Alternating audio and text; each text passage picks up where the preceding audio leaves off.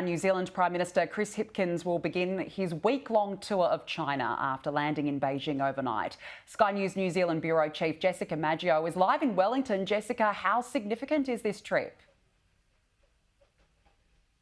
Well, Danica, this will be the most significant diplomatic engagement to be undertaken by Chris Hipkins during his prime ministership. He landed in Beijing at 2:30 a.m. local time, and it really comes at an interesting time in geopolitics, especially with those developments that have taken place in the Russian-Ukraine war over the weekend. So no doubt that will dominate talks between Prime Minister Chris Hipkins and his Chinese counterpart, President Xi Jinping, as well as the Premier.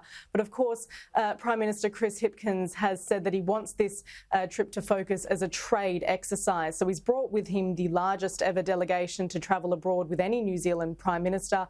There are around 100 people with the Prime Minister, including 29 trade and business leaders. Now, that includes the likes of the Air New Zealand boss and the bosses of Fonterra and Zespri. So a very important trade delegation, there with Prime Minister Chris Hipkins. Now, Wellington has somewhat more of a stable relationship with Beijing, perhaps to its Five Eyes members, but he also recognises the trade importance and China's ongoing coercion in the Pacific. Now, New Zealand has taken a different approach in that regard, especially former Prime Minister Jacinda Ardern saying that she didn't want China to have that influence with Pacific Island nations. So those talks will also be brought up during the bilateral meeting between Prime Minister Chris Hipkins and his Chinese counterparts. But as I say, that will take place tomorrow afternoon, and today will be a bit more of a formal welcome for the Prime Minister in Beijing.